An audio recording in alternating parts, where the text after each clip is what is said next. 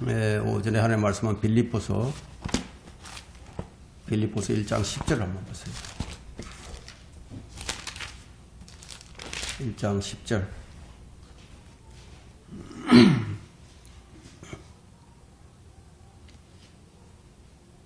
네, 다 찾으셨나요? 빌립보서 1장 10절. 제가 빠뜨려 읽도록 하겠습니다. 너희가 가장 좋은 것들을 분별하며 또 그리스도의 날까지 순수하고 흠없게 되기를 바라며. 네, 오늘 이 설교 제목은 우리가 힘든 삶을 버텨야 하는 이유, 힘든 삶을 버텨야 하는 이유, 이런 제목으로 말씀을 전하고자 합니다. 이 말씀을 위해서 우리가 기도하도록 하겠습니다. 사랑과 은혜가 풍성하시고 자비로우신 아버지 하나님, 지난 한 주간 동안 저희들을 장중에 잘 보호해 주셔서 이 주일날 주님 부활하신 날을 기억하면서 이 자리에 모여서 주님께 영과 진리로 경배를 드릴 수 있게 해주신 주님의 크신 은혜로 인해서 감사를 드립니다.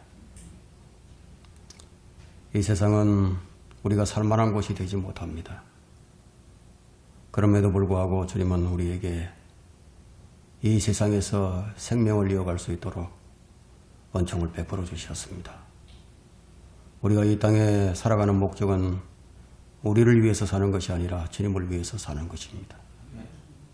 주님은 우리에게 필요들을 채워주시고 또 우리를 떠나지 아니하고 버리지 아니하신다는 약속의 말씀을 주셨으며 늘 우리 안에 함께 계셔서 우리를 인도하시고 계시는 참으로 좋으신 하나님이십니다. 우리가 위대하신 하나님을 찬양하고 경배해 드릴 수 있는 이 한 시간이 우리 지상 삶의 가운데서 가장 소중한 시간이 아닐 수가 없습니다. 지금 저희들은 위대하신 하나님을 찬양하고 있습니다. 위대하신 하나님께 예배를 드리고 있습니다. 이 예배가 합당한 예배가 되게 해주시고 주님 기뻐 받으시는 예배가 되게 해주시기를 간구드립니다. 사랑하신 주님, 정영식 형제를 주님 기억해 주십시오. 질병으로 인해서 많은 어려움을 겪고 있습니다.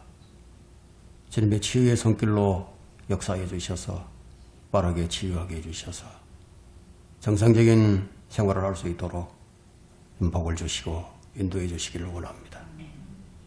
특별히 우리 회중들에게 주님 복을 주셔서 주님을 최상으로 섬길 수 있는 좋은 환경과 여건이 마련될 수 있도록 은총을 베풀어 주시기를 원합니다.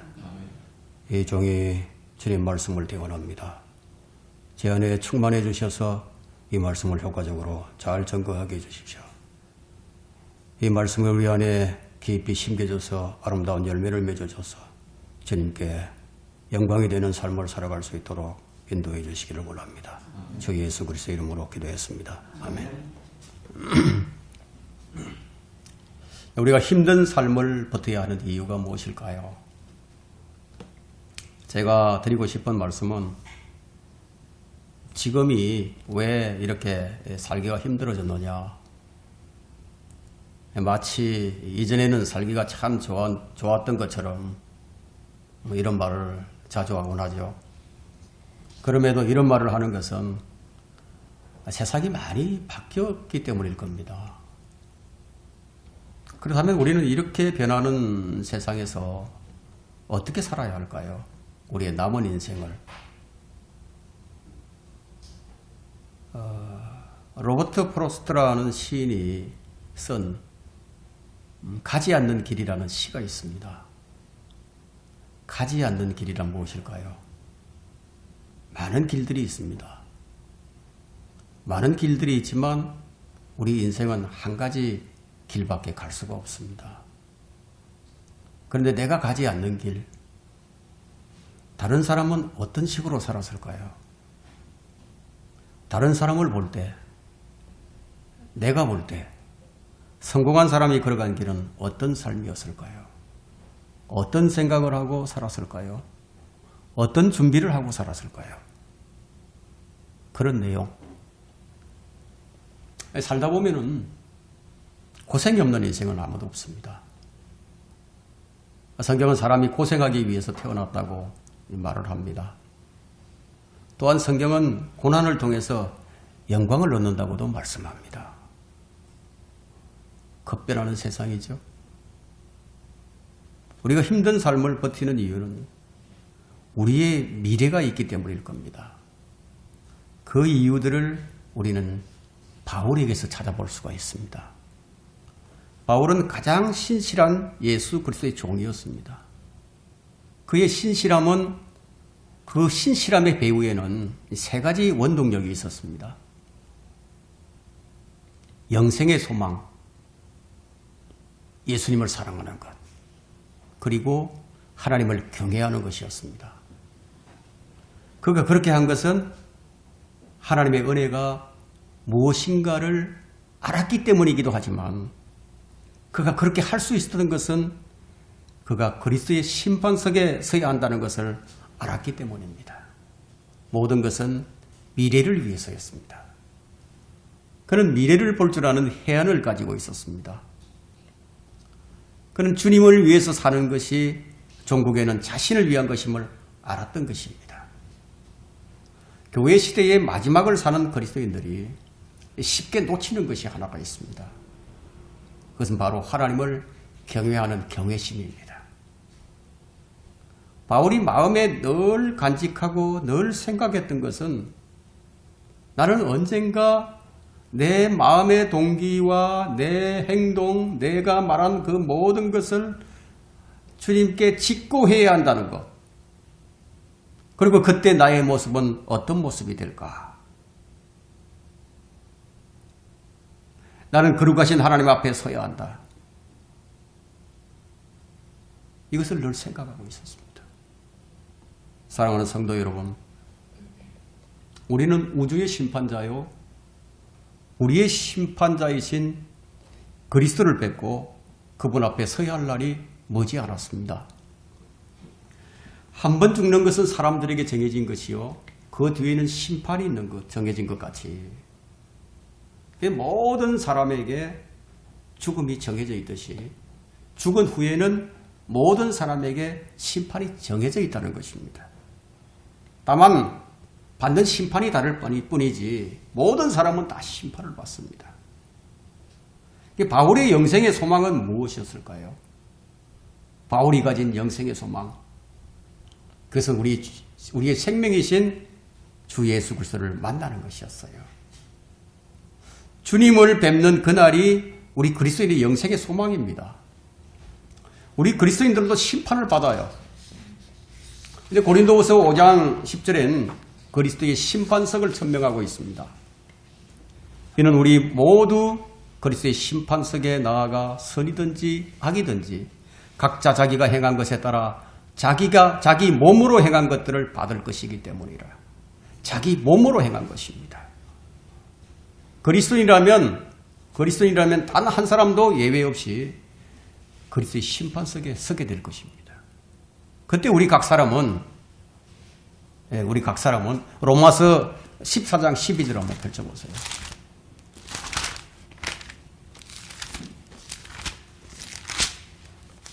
로마서 14장 12절에 그러므로 우리 각 사람이 하나님께 자신에 관해 설명하리라. 하나님께 자신에 관해 설명하리라.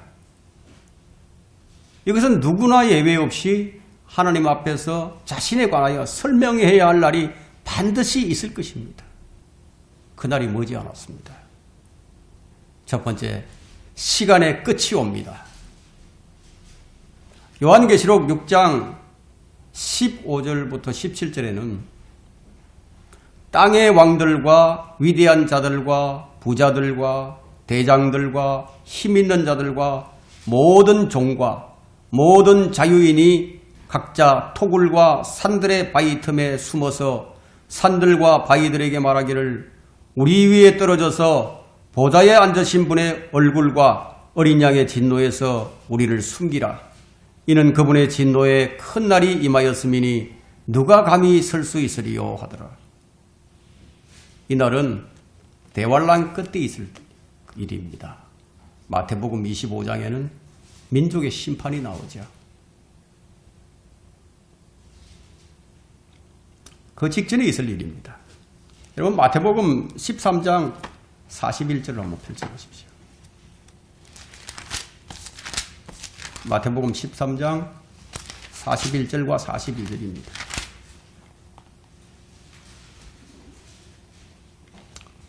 인자가 그의 천사들을 보내리니, 예수님께서 이제 그의 천사를 보낸단 말이에요. 그러면 그들이 실족해 하는 모든 것들과 불법을 행하는 자들을 그의 왕국에서 가려내어 모으리라. 이 천년왕국입니다. 예수님께서 오셔서 천년왕국을 수립하시고 이렇게 하신다는 거예요.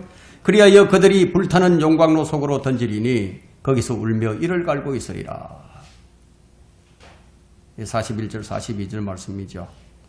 추수꾼들이 주님의 명령에 따라 이제 외치게 됩니다. 심판의 날이 가까웠다. 심판의 날이 가까이 왔다. 그날은 공포의 날이 될 것입니다. 그들이 아무리 산들과 토굴에 숨을지라도 자신을 숨길 수가 없게 됩니다. 성경은 그분의 진노의 날이 얼마나 큰지 감히 누가 설 수 있으리요 이렇게 말을 합니다. 주님을 거절한 자들은 맹렬히 불타는 지옥에 던져질 것입니다. 주님의 천사들은 악한 자들을 모을 것입니다. 그러면 그들은 거기서 슬피 울며 이를 갈게 될 것입니다. 하나님께서는 아담부터 모든 살아있는 혼들을 기록하신 책이 있습니다. 그들의 모든 말과 그들의 마음의 동기, 모든 생각과 행동을 기록하신 책입니다. 그날에 주님은 생명의 책을 펼쳐 들 것입니다. 여러분, 말라키 3장 16절에는 그때에 주를 두려워하는 자들이 종종 서로 말하니 주께서 경청하시고 그것을 들으셨으며 주를 두려워하는 자들과 그의 이름을 생각하는 자들을 위하여 한 기념의 책이 그의 앞에 기록되어 있느니라.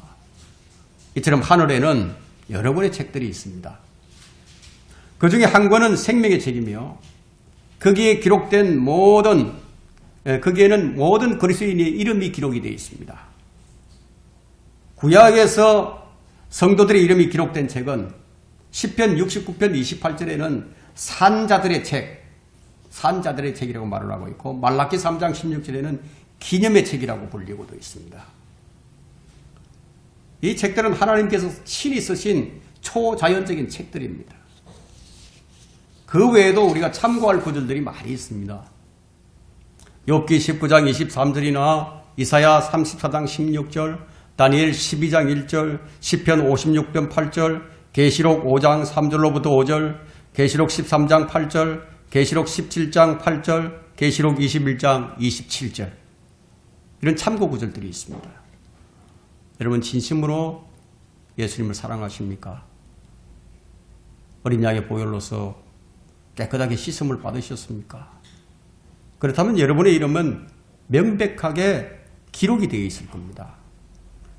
생명의 책에 이름이 기록이 된 사람이라면 아마 이 설교를 두려워하지 않을 것입니다. 여러분, 계시록 20장을 한번 펼쳐보십시오. 요한계시록 20장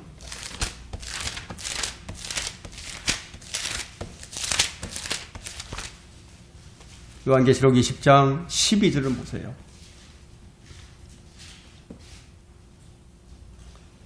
또 내가 죽은 자들을 보니 작은 자나 큰 자나 하나님 앞에 서 있는데 책들이 펴져 있으며 또 다른 책도 펴져 있는데 그것은 생명의 책이라. 죽은 자들은 자기들의 행위에 따라 그 책들에 기록된 대로 심판을 받더라. 어떤 자들인가요? 악한 자들이죠. 불법을 행하는 자들입니다. 이들이 경건치 아니한 자들입니다. 모든 죄인들은 책에 기록된 그대로 심판을 받게 됩니다. 구원을 무시했던 자들은요, 심판대 앞에 서게 될 것을 믿지 않았기 때문에, 자신이 심판석 앞에 서야 한다는 것을 믿지 않았기 때문에 아마 큰 충격을 받게 될 것입니다. 그들은 이렇게 말을 할 것입니다. 주님, 저는 교회를 다녔습니다. 주님, 저는 11조를 냈습니다. 저는 나쁘게 살지도 않았습니다. 저는 선한 일을 많이 하며 살았습니다. 그러나 그들에 대한 주님의 대답은 너희의 수고는 더러운 걸레와 같다. 주님께서 그들에게 이렇게 말씀하실 겁니다. 그날에 많은 사람들이 주님께 와서 어떤 말을 하게 될까요? 마태복음 7장 22절에 보면요, 그날에 많은 사람이 나에게 주여 주여 우리가 주의 이름으로 예언을 하지 아니하였으며 주의 이름으로 마귀들을 쫓아내지 아니하였으며 주의 이름으로 많은 경이로운 일들을 행하지 아니하였나이까. 이들이 과연 어떤 자들일까요? 어떤 자들이 주의 이름으로 많은 일들을 행했을까요? 이 말씀을 이 시대에 적용을 해본다면 교회를 다니면서 주의 이름을 부르면서 주를 위해서 많은 일을 행한 자들이 될 것입니다. 주님은 이들에게 이렇게 답변을 하십니다. 7장 23절에 보면 그때 내가 그들에게 분명히 말하되 나는 너희를 전혀 알지 못하니 너희 불법을 행하는 자들아 내게서 떠나가라고 하리라. 왜 이 사람들은 주님을 위해서 열심히 일을 했는데 이런 말씀을 듣게 될까요? 이들이 생명의 책에 그 이름이 기록되지 않는 자들이기 때문입니다. 거듭나지 않고 교회를 다니는 사람들은 주님께로부터 너희 불법을 행하는 자들아 나는 너희를 전혀 알지 못한다. 이런 말을 듣게 될 겁니다. 그들은 왜 거듭나지 못했죠? 그들은 주님의 말씀을 유념하지 않았기 때문이에요. 주의 말씀을 어떻게 들어야 하는지 아세요? 우리는 주님의 말씀을 듣고 있는데 그러면 어떻게 들어야 하느냐? 주의 말씀을 들을 때는 마음 깊이 심겨지게 들어야 합니다. 마음에 심겨지지 않는 경청은 경청이 아니에요. 하나님의 말씀은 씨앗으로 비유가 됩니다. 베드로전서 1장 23절에는 너희가 거듭난 것은 썩어질 씨로 된 것이 아니라 썩지 아니하고 살아있는 영원히 거하는 하나님 말씀으로 되었느니라. 하나님 말씀이 씨앗이에요. 달리 말하자면 주님께서 너는 네가 들은 주의 말씀에 주의를 기울이지 않았다. 말씀을 어떻게 들어야 합니까? 우리는 말씀을 어떻게 들어야 하죠? 히브리서 2장 1절 한번 보십시오.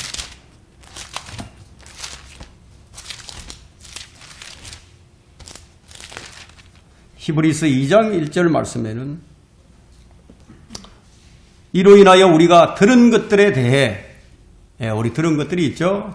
주님께로부터 들은 것들. 이로 인하여 우리가 들은 것들에 대해 보다 간절한 마음으로 주의를 기울여야 하리니 이는 언제라도 우리가 그것들로 하여금 미끄러져 떨어지지 않게 하려 함이라.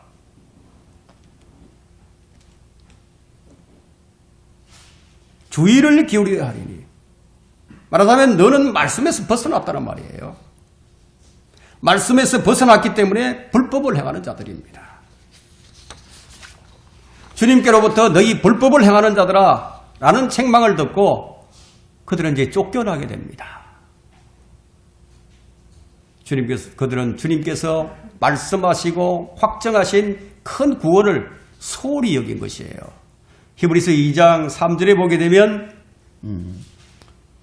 우리가 이처럼 큰 구원을 소홀히 여기고서야 어떻게 피할 수 있으리요? 주의 말씀은 정확합니다. 그들은 구원을 소홀히 여겼습니다. 무엇이 그들을 심판하는지 아십니까? 주님은 요한복음 12장 48절에서 이렇게 말씀하셨어요. 나를 거절하고 내 말을 받아들이지 아니하는 자는 그를 심판할 이가 있으니 곧 내가 말한 그 말이 그를 마지막 날에 심판하리라. 주의 말씀이 심판을 합니다. 그런데 그 말씀을 진지하게 듣고 반응하지 아니한 자들이에요. 그렇다면 우리가 말씀을 소홀히 듣는 것이 얼마나 큰 불경인 줄 여러분들이 이제 아실 겁니다. 많은 사람들이 심판대 앞에 서서 자신이 들었던 모든 설교, 모든 성경 말씀과 자신이 불렀던 찬송, 주님에 관해 들었던 모든 말씀에 대해서 설명을 해야 할 것입니다. 주님은 내가 한 그 말이 마지막 날에 심판하리라고 말씀하셨습니다. 주의 말씀을 소홀히 여기고 회개치 않는 자들은 모두 멸망을 했습니다. 말씀을 듣고도 반응하지 않는 자들에 대한 주님의 반응이 어떠할 것인지 이렇게 주님께서 미리 설명을 주셨습니다. 주의 말씀을 듣고도 회개하지 않는 자들에 대한 주님의 반응은 마태복음 11장 21절과 22절에 나타나는데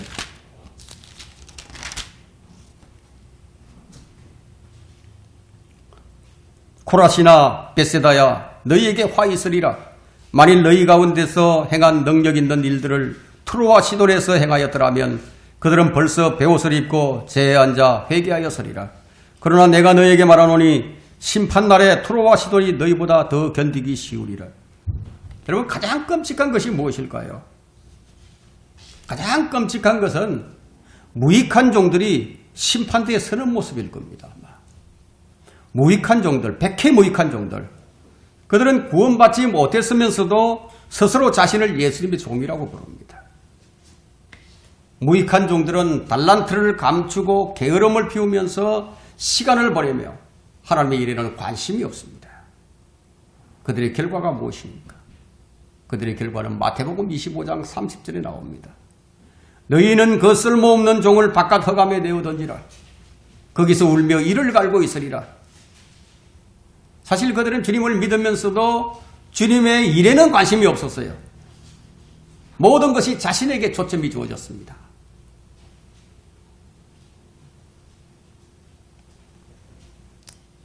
자신을 위해서 사용했던 그 모든 시간에 대해서 주님께서 이렇게 말씀하십니다. 너는 시간과 인생을 허비했다. 내가 너에게 경고했던 대로 모든 것이 다 불에 타버릴 것이다. 이것을 우리 그리스도인들에게 한번 적용을 해봅시다. 우리 그리스도인들에게 적용해 본다면 네 마음은 이미 오래전에 나를 떠나버렸다. 오늘날 교회에게 적용을 해보자는 거예요. 너는 첫사랑을 잃어버렸다. 네 마음에 사랑이 남아있지 않구나. 나는 너의 사랑이 아니다. 그렇다면 심판대 앞에서 담대하게 아주 넘치는 기쁨과 확신으로 설 자가 누구인가요? 어떤 자일까요? 바로 이런 자들일 겁니다. 하나님 앞에서 사랑이 인정받는 자. 하나님 앞에 사랑을 인정받는 자. 요한일서 2장 28절에는요. 어린 자녀들아 이제 그분 안에 거하라. 이는 그가 나타나실 때 우리가 담대함을 가지며 그가 오실 때 수치를 당하지 않게 하려 함이라. 많은 사람들이 그날에는 담대함을 갖지 못하고 수치를 당할 겁니다. 요한일서 4장 17절에는 이렇게 우리 사랑이 온전해졌나니 이는 우리로 심판날에 담대함을 가지게 하려는 것이라. 이는 그분이 그러하심과 같이 우리도 세상에서 그러하기 때문이라. 온 땅의 심판자이신 주님 앞에서 담대함과 확신과 기쁨으로 설 수 있을지 우리가 미리 우리 자신을 시험해 보는 것이 좋을 것입니다. 두 번째는 지금은 변화되어야 할 때입니다.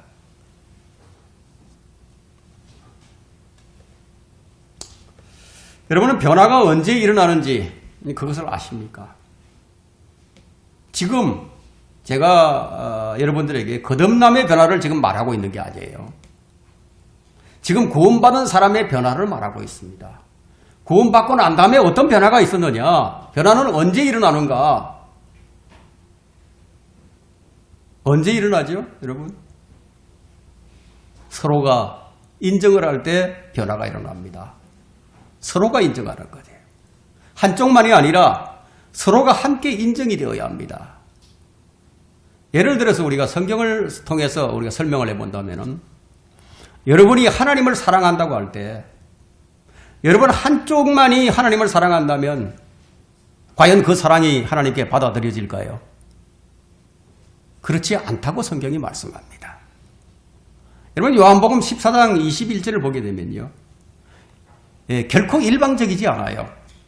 요한복음 14장 21절 한번 보세요. 사랑은 일방적이지 않습니다. 자, 21절에 보게 되면요.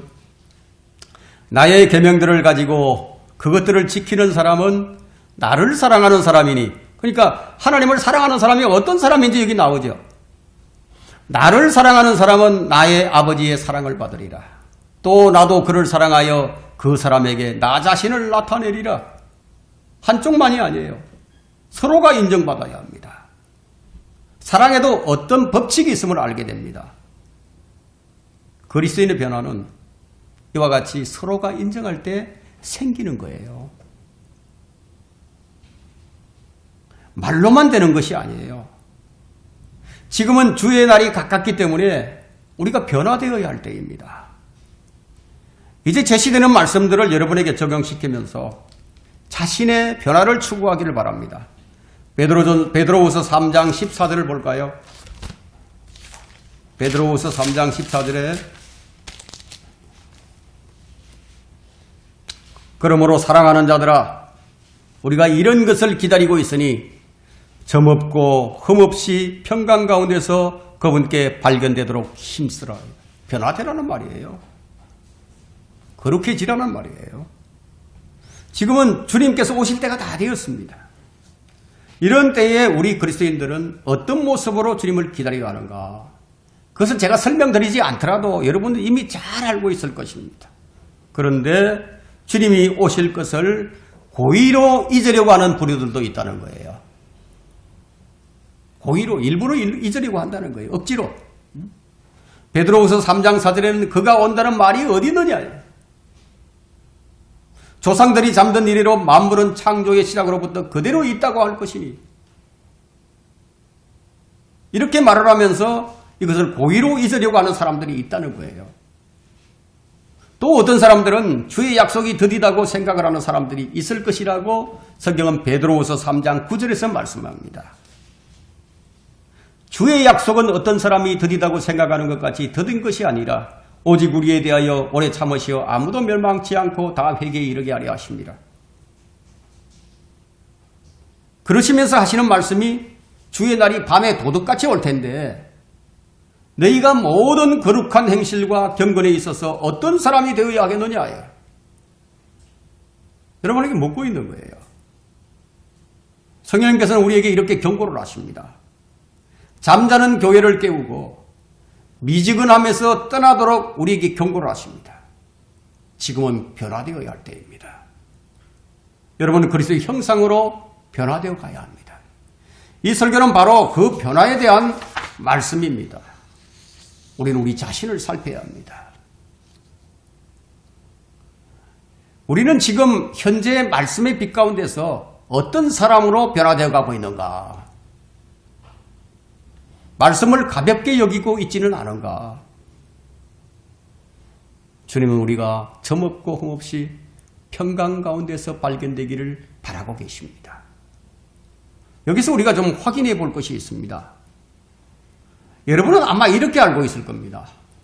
여러분 베드로후서 3장 5절에서 7절이 가리키고 있는 것이 3장 5절부터 7절에는요.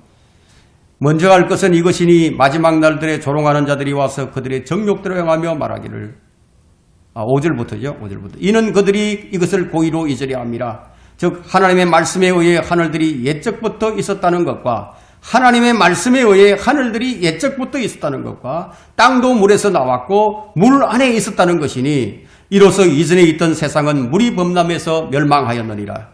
그러나 현재 있는 하늘들과 이전의 세상이 있었단 말이에요. 그것이 물로서 다 멸망했다는 거죠. 그러나 현재 있는 하늘들과 땅은 그 동일한 말씀으로 보존되어 있어되 경건치 아니한 자들의 심판과 멸망의 날에 불사르려고 간수되어진 것이니라. 이 세상은 지금 불태워지기 위해서 간수되고 있다는 거예요. 불태우실 것이라는 거예요. 자, 그런데 지금 제가 방금 읽었던 이 베드로후서 3장 5절에서 7절이 가리키고 있는 것이 창세기 1장 2절이 아닌가라고 생각하고 있을 겁니다, 아마. 자, 그걸 우리가 오늘 확인을 한번 해보고자 합니다. 창세기 1장 2절을 보게 되면요. 땅은 형체가 없고 공허하며 어두움이 깊음의 표면에 있으며 하나님의 영은 물들의 표면에서 거니시더라. 땅이 형체가 없어요. 그러나 그렇지가 않아요. 보세요. 이게 지금 베드로후서 3장 5절부터 7절이 가리키고 있는 것이 창세기 1장 2절이 아니라는 거예요. 창세기 1장에는 태초부터 6일 창조가 나와요. 1장 1절에는 분명히 태초에 하나님께서 하늘과 땅을 창조하셨느니라 라고 성경이 시작됩니다. 여기는 하늘은 분명히 단수로 표현되어 있습니다. 그리고 6절에서 하나님께서 물들 가운데 창공이 있으라 말씀하시며 창공으로 물들을 나누셨어요. 위아래로. 이렇게 하늘을 물로서 나누신 것을 볼 수가 있죠. 그리고 6일 창조가 끝난 후에 2장 1절에 가서야 완성이 되는데, 그리하여 하늘들과 땅이 완성되었고 1장 1절에서 하늘이었는데 2장 1절에서는 하늘과 땅이 완성되었음을 선포하신다는 거예요. 그런 후에 2장 4절에서도 하늘이 복수로 쓰여지고 있다는 것을 볼 수 있습니다. 4절에서도 하늘들과 땅이 창조되었을 때, 하늘들이에요. 복수로 써져 있어요. 근데 여기 베드로후서 3장에는 하늘이 아니고 하늘들, 복수예요.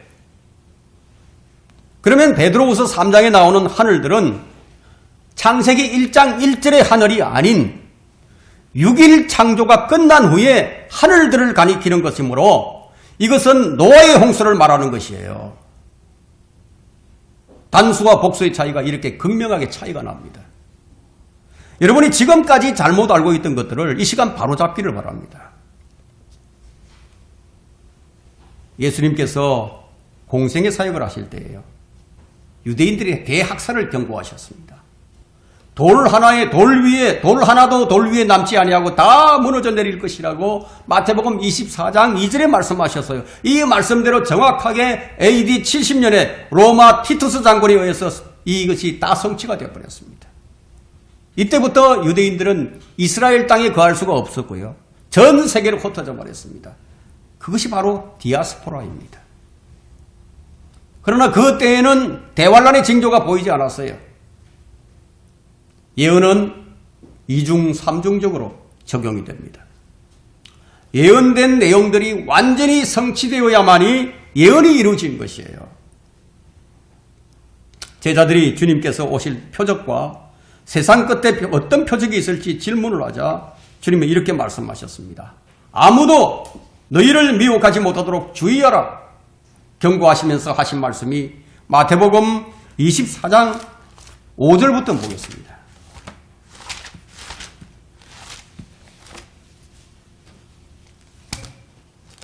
마태복음 24장 5절이에요. 많은 사람들이 내 이름으로 와서 내가 그리스도라고 말하며 많은 사람을 미혹하리라. 또 너희는 전쟁과 전쟁의 소문을 들을 것이라. 그러나 삼가 걱정하지 말라. 이는 이 모든 일들이 반드시 일어나겠지만 아직은 끝이 아니기 때문이라. 민족이 민족을 대적하고 나라가 나라를 대적하며 일어나겠으며 기근과 역병, 전염병이에요. 기근과 역병과 지진이 여러 곳에서 있을 것이니 이 모든 것들이 고통의 시작이니라. 고통의 시작이니라. 자, 그런데 이런 일들이 이전부터 있어 왔기 때문에 이런 현상들이 빈번하게 일어나는 것을 보고서도 옛날부터 있어 왔던 일인데 라고 하면서 사람들은 이것을 끝이 온다는 것을 고의로 잊겠다는 거예요. 예수님은 예루살렘의 미래를 아셨어요. 예루살렘이 어떻게 될 것인지 그들의 멸망을 보시고 슬퍼하며 우셨습니다. 주님께서 말씀하셨어요. 주의 날이 가까이 왔다. 주의 날이 가까이 이르렀다. 지금 우리는 주님이 오실 표적들을 보고 있습니다. 지금 일어나는 세계적인 현상은요, 역사상 그 어느 때보다도 종말에 대한 성경의 예언이 보이고 있습니다. 이러한 때에 여러분들에게 제가 어떤 설교를 해야 하겠습니까? 달콤한 말만 해야 할까요? 듣기 좋은 말만 해야 할까요? 바울의 때에 그리스도인들을 향한 공격이 지금보다 더 많이 있었습니다. 거짓 교리들이 교회를 휩쓸고 있었고요. 거짓 교사들이 있었는데 불경건한 설교자들이 천사처럼 가장해서 나타났습니다. 로마 제국에는 방탕한 자들과 동성애자들이 미친 듯이 날뛰고 있었습니다. 자기를 사랑하고 돈을 사랑하고 교만하며 타락한 자들이 있었습니다. 바울은 그 시대에 대해서 이렇게 말을 합니다. 로마서 1장 28절로부터 30절에 이런 말씀이 있습니다. 그 시대를 대변해 줍니다. 로마서 1장 28절부터 30절까지 보겠습니다. 뿐만 아니라 그들은 자기들의 지식 가운데 하나님 두기를 싫어하니 하나님께서 그들을 버림받은 마음에 내버려 두시어 온당치 아니한 일을 하게 하셨도다. 이것이 가장 무서운 일이에요. 하나님께서 개입하지 아니하시고 하나님께서 관여치 아니하는 자, 버려진 마음에 내버려 두시는 것, 지금이 바로 그러한 시대입니다. 29절부터 계속 보겠습니다. 그들은 모든 불의, 음행, 사악, 탐욕, 악의로 가득 찼으며 시기, 살인, 분쟁, 사기, 악독이 가득하며 수군거리는 자들이요, 비방하는 자들이요, 하나님을 미워하는 자들이요, 모욕을 주며 교만하며 자기 자랑만 하며 악한 일들을 꾀하는 자들이며 부모를 거역하며 몰지각하며 약속을 저버리며 무정하며 화해하지 아니하며 무자비한 자들이라. 32절까지 계속 읽겠습니다. 그들은 이 같은 일을 행하는 자들이 마땅히 죽음에 처해져야 한다는 하나님의 심판을 알면서도 이 같은 일을 행할 뿐만 아니라 이런 일을 행하는 자들을 좋게 여기느니라. 지금 이런 일이 마지막 시대의 현상들입니다. 사람들은 악한 사람들을 더 좋아합니다. 비상식적인 사람들을 더 좋아합니다. 사람들이 이렇게 짐승처럼 변하는 거예요. 그뿐만 아니라 이제 사람들은 성전을 도둑의 소굴로 만들어버렸습니다. 구원받은 자기 몸을 도둑의 소굴로 만들어버렸어요. 즉 말하자면 자기 마음을 탐심으로 가득 채워버린 거예요. 바로 우리가 사는 이 시대의 사람들을 지금 말하고 있습니다. 이제 성경은 심판이 곧 문 앞에 이르렀다. 자, 이런 시대를 사는 우리들이 어떻게 해야 할 것인가? 베드로는 베드로후서 3장 17절과 18절에 이렇게 말을 합니다. 그러므로 사랑하는 자들아, 너희가 이런 것을 미리 알았으니 악한 자들의 미혹에 이끌려 자신의 견고한 입장에서 떨어지지 않도록 주의하라. 오직 은혜와 우리 주 곧 구주 예수 그리스도를 아는 지식 안에서 자라가라. 영광이 이제와 영원토록 그에게 있을지어다. 아멘. 바울 사도 역시 이렇게 말을 합니다. 골로새서 1장 10절에서 주께서 합당히 행함으로 모든 일에 주께 합당히 행함으로 모든 일에 기쁘시게 하고 선한 일마다 열매를 맺고 하나님을 아는 지식으로 자라나며. 자, 이렇게 우리에게 변화를 촉구하고 있습니다. 여러분을 향한 저의 기도는요, 성도다운 생활입니다. 그리스도인답게 사는 것, 주께 합당하게 행하는 것, 이렇게 자라가는 것을 위해서 주님과 친밀해지는 것을 위해서 기도하고 있습니다. 이 시대에 우리를 부르시면 주님께 합당히 행하라고 부르신 거예요. 그런데 지금은 주님을 두려워함이 사라지고 보이질 않습니다. 시편 111편 10절은 뭐라고 말씀하고 있는가 하면 주를 두려워함이 지혜의 시작이라. 그의 계명들을 지키는 모든 자들은 좋은 지각을 가졌나니 그를 찬양함이 영원히 지속되는도다. 주를 두려워함이 지금 무엇으로 나타나고 있죠? 좋은 지각을 가지고 주의 계명들을 지키고 주를 찬양함이 영원히 지속되는 것, 끊이지 않는 것이에요. 여러분이 이렇게 기도해야 합니다. 우리가 주님께 대한 경건한 두려움을 잃지 않게 해달라고 이렇게 기도해야 됩니다. 의인은 믿음으로 말미암아 산다고 했습니다. 주를 두려워함이 떠나면요, 마지막 때에 잘못된 길로 갈 수도 있습니다. 여러분은 어떤 길을 가고 있습니까? 모든 그리스도인들은 그들의 믿음을 시험받을 때가 있습니다. 여러분의 믿음이 시험을 받을 때 그것은 여러분 안에서 일어나게 될 것입니다. 그로 인해서 우리의 신앙이 흔들리게 될 것입니다. 여러분 골로새서 3장 12절 한번 보세요.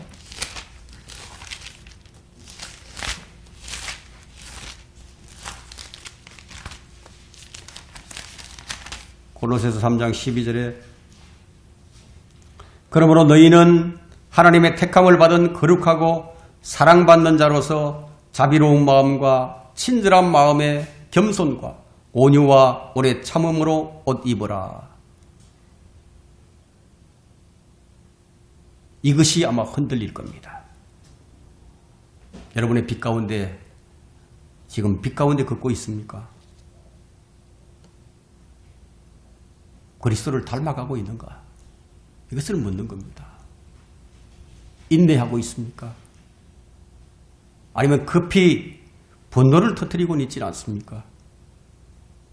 온유해지고 있습니까? 아니면 강팍해지고 있습니까? 매일 아침마다 매 순간 이것을 자신에게 질문해야 합니다. 그리고 매일 다짐해야 합니다. 나는 세상을 위해서 살지 않겠다. 이 세상은 다 지나갑니다. 모든 것은 소멸될 것입니다. 매일 자아를 죽이면서 평생 어려움을 견디고 궁핍한 상황에서도 주의 영광을 위해서라면 기꺼이 나는 감내하겠다. 매일 다시 말하는 거예요. 하나님은 자신의 교회를 정결하게 하십니다. 주님은 교회에 바람을 불게 해서 더러움을 다 날려버리십니다. 그렇지 않으면 시험의 때가 올 때 바로 설 수가 없기 때문에 적은 누룩이 온 교회를 부풀게 합니다. 내 자신이 누룩이 되지 않도록 해야 합니다. 죽정이들은 불에 다 연기처럼 사라져버릴 것입니다. 그러나 우리에겐 좋은 소식이 있습니다. 주님은 갈보리에서 승리하셨습니다.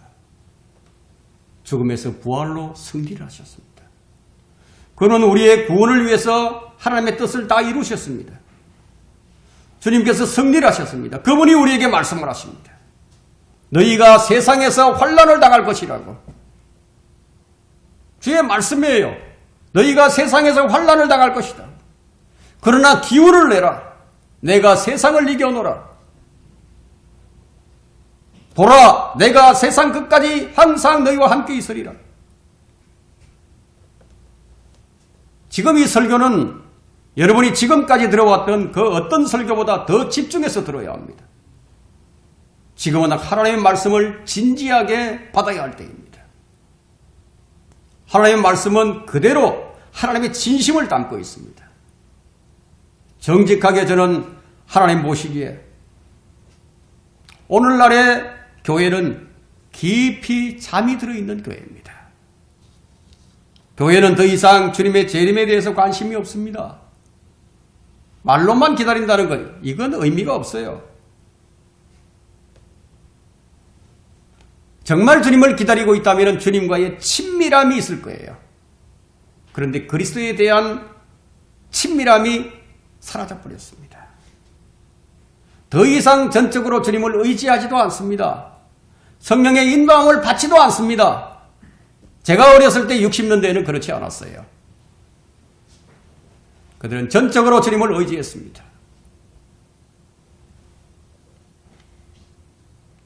지금은 어떻게 변해버렸죠? 그 대신에 계책과 또 드림, 섬김, 그리고 네트워크와 광고, 그리고 코미디 집회를 통해서 사역을 하면서 힘을 얻으려고 합니다. 거짓이 드러나고 있는 것이죠. 그들은 승리하지 못할 것입니다. 우리 주님께서 승리를 하셨습니다. 하나님께서 갈보리 십자가에서 하나님을 대적하는 모든 악의 세력들을 심판하셨습니다. 이제 곧 그 심판에 대한 형을 집행하러 오실 것입니다. 그러나 그리스도 안에 있는 자들은 모두 안전합니다. 누구라도 그리스도 안에 있다면 승리할 것입니다. 누구라도 그리스도 안에 있으면 기쁨이 있을 것입니다. 여러분 자신과 가족들을 위한 주님의 승리를 감사하게 될 것입니다. 우리는 결코 패배하지 않을 것입니다. 우리는 넘어지거나 절망하지도 않을 것입니다. 이 모든 것을 가능케 하신 부활의 주님께 감사를 드립니다. 이제 곧 그날에 모든 거짓 선지자들이 그리스도 앞에 무릎을 꿇게 될 것이며 모든 혀가, 모든 무릎이 우리 주님을 주라 부르면서 보좌에 앉으신 주님께 엎드릴 것입니다. 하나님의 이름이 영원히 송축받으실 것입니다. 갈보리 십자가에 달리셨던 주님이 영원히 찬양받으실 것입니다. 우리는 이것을 믿습니다. 우리는 마지막 때에 흔들리지 않을 것입니다. 세 번째는 강력한 경고입니다. 마태복음에 나오는 현명한 처녀들과 미련한 처녀들처럼 마지막 때를 사는 우리에게 주시는 강력한 경고가 있습니다. 에베소서 5장 15절로부터 18절에 그러므로 너희가 얼마나 정확히 행하고 있는지 주의하라. 거듭거듭 경고를 합니다. 미련한 사람처럼 행하지 말고 현명한 사람같이 행하여 시간을 사서 얻으라. 이는 그 날들이 악하기 때문이라. 이로 인하여 너희는 어리석은 자가 되지 말고 주의 뜻이 무엇인지 이해하라. 이해하라고 했죠. 맹목적으로 믿으라는 게 아니에요. 이해하라 이거예요. 술 취하지 말라. 그것은 방탕한 것이니 오직 성령으로 충만하라. 성령으로 충만하지 않으면 이것이 이루어지지 않는다는 거예요. 교회에는 미련한 사람과 현명한 사람 두 부류가 있습니다. 교회에 필요한 것은 하나님 한 분뿐이십니다. 그분이 영광이 필요합니다.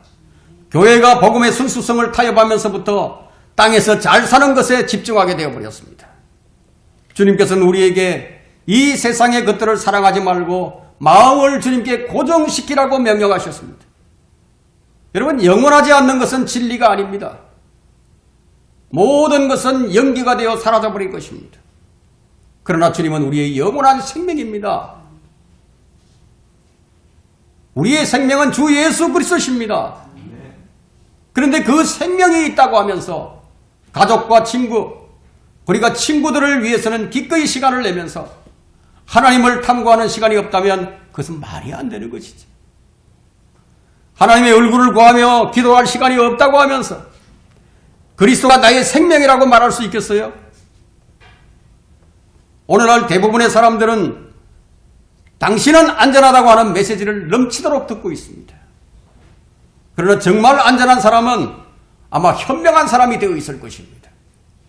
현명한 사람은 주님이 나의 삶의 전부가 되어서 사람의 생각으로 글을 쓰거나 무엇을 생산해낼 필요가 없습니다. 하나님만을 의지하면 하나님께서 그리스도가 누구신지 가장 위대한 계시를 선물로 주실 겁니다. 사람들이 자신을 기억해 주지 않더라도 개의치 않을 겁니다. 무슨 일을 하든 주의 영광이 되고 주님께서 기뻐하시는 일을 할 것이라고 말씀을 드렸습니다. 그것이 우리의 부르심의 목적이기 때문입니다.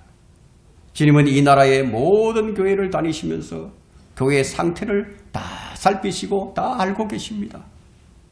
이 교회는 어떻고 저 교회는 어떻고 요한계시록에 나오는 7교회의 유형처럼 그 교회의 상태를 다 알고 계신다는 거예요. 어떤 교회는 사탄의 자리가 있는 교회가 있고요. 어떤 교회는 첫사랑을 잃어버린 교회가 있고요. 어떤 교회는 죽어버린 교회가 있고요. 어떤 교회는 부유하고 모든 것을 다 가졌다고 자랑만 일삼는 교회도 있고요.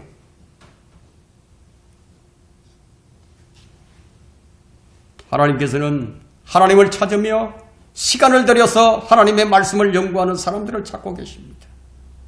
그분의 얼굴을 구하지 않는다면 그분의 축복을 받을 자격이 없습니다. 오늘날의 설교는 공허하고 성령의 기름이 없습니다. 여러분은 여러분의 눈이 오염되기를 아마 원치 않을 것입니다. 여러분은 여러분의 귀가 오염되기를 원치 않을 것입니다. 그런데 성경을 읽지 않고 기도를 하지 않는다. 이런 실정인데도 불구하고 눈물로 부르짖으며 기도하는 사람이 없다는 거예요. 여러분은 기도가 안 되는 문제를 놓고 기도하게 해달라고 주의 얼굴을 구한 적이 있으십니까? 여러분, 하나님께서 여러분의 상태와 교회의 상태를 보여주실 것입니다. 그러면서 주님은 이렇게 말씀하실 겁니다. 너는 이런 것들을 어떻게 보고 있느냐? 이런 현실을 어떻게 보고 있느냐? 너는 나를 사랑한다고 말을 하면서 이런 것들을 보고서도 마음에 아무런 동요가 일어나지 않느냐?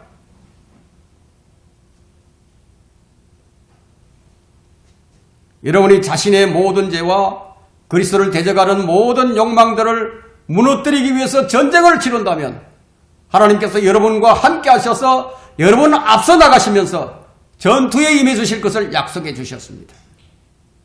진정으로 승리하는 사람들은, 사탄의 계략을 분쇄하는 사람들은 모든 것이 잘되고 번영하고 문제가 없을 때에도 부지런히 주님을 찾고 하나님의 얼굴을 구하는 사람들입니다.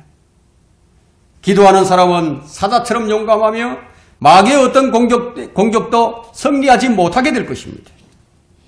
하나님께서 가장 원하시며 하나님의 마음을 흡족하게 하는 사람은 모든 게 다 잘 되어가고 있어도 다른 것에 정신을 팔지 않고 주님과 함께하는 시간을 잊지 않는 사람입니다. 그 사람을 하나님께서 원하십니다. 그렇다면 세상이나 즐기면서 하나님을 섬긴다고 하는 사람들은 여기에 해당되지 않을 것입니다. 하나님을 위해서 특별한 시간을 드리며 교회를 위해서, 가족을 위해서 기도하고 다가오는 고난의 때를 준비하면서 하나님의 얼굴을 구하는 자들이에요. 여러분, 가족들에게 문제가 있으십니까? 기도하지 않는다면 많은 가르침과 설교와 상담을 받아도 여러분은 아무런 효과도 얻지 못하게 될 것입니다.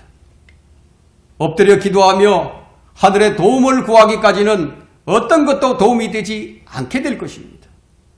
나의 도움이 어디서 올고? 하늘에 계신 하나님에게로부터 옵니다. 여러분이 지금 깨진 상태로 있는 것이 좋다면, 여러분의 교회가 깨진 상태로 있는 것이 좋다면 기도하지 않을 것입니다. 아마 방관자로 남아있을 것입니다. 뒤로 물러나서 방관자가 되어서 게을러지는 불미스러운 그리스도인이 되지 않아야 할 것입니다. 우리는 그저 안락함이 아니라 하나님의 영광을 구하는 자들이 되어야 합니다. 말씀을 정리하겠습니다. 우리는 주의 말씀 앞에 들어야 합니다. 주의 말씀 앞에 떨림이 없어요.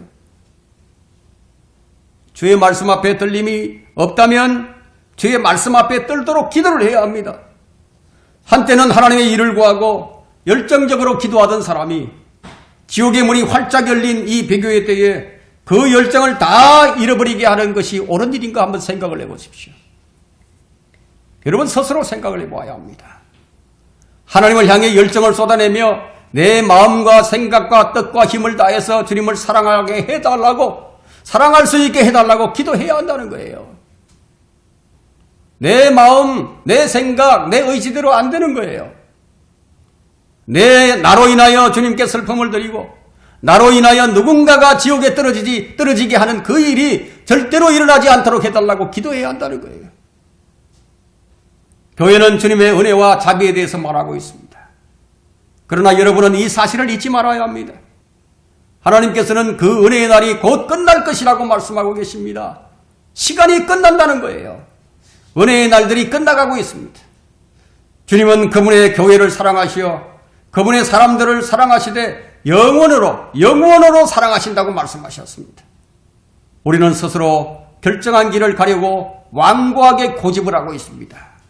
우리는 엇나가고 있으며 주님 주시는 부담을 완강하게 받아들이지 않고 있습니다. 그래서 하나님께서는 불을 지피고 계시는 거예요. 우리는 하나님께서 내 안에 매일 우리 마음을 깨우셔야 한다는 사실을 잘 알고 있습니다. 그렇지 않으면 잠들 수밖에 없습니다. 우리는 전진하고 있습니다. 마지막 때가 되면 하나님께서 약속하신 일들을 성취해 나갈 것입니다. 하나님께서 그분의 교회를 성화시켜 나갈 것입니다. 그런데 우리는 얼마나 그것에 대해서 거부하고 있는가? 혹 내 뜻만을 관철시키려고 고집을 하고 있지는 않은가? 하나님은 아무렇게나 하지 않으십니다. 그분은 모든 일에 그분의 계획들을 다 가지고 계십니다. 그런데 여러분은 그것을 보지 못하고 있습니다. 여러분이 하나님의 얼굴을 열심히 구하고 하나님께서 이루실 것을 안다면 여러분은 주체할 수 없을 정도의 큰 기쁨을 느끼고 있을 것입니다. 영광스러운 구원의 기쁨을 풍성하게 누리고 있을 것입니다. 그러나 여러분이 적극적으로 하나님을 구하지 않는다면 여러분은 피폐해져 있을 것입니다. 주님께서 주신 메시지는 너희가 나를 전심으로 찾으면 나를 만날 것이다. 마지막의 영광 가운데서 승리의 행진이 있을 것이라는 확신을 가지게 될 것입니다. 여러분에게는 그런 기쁨이 있으십니까? 설교를 마치겠습니다.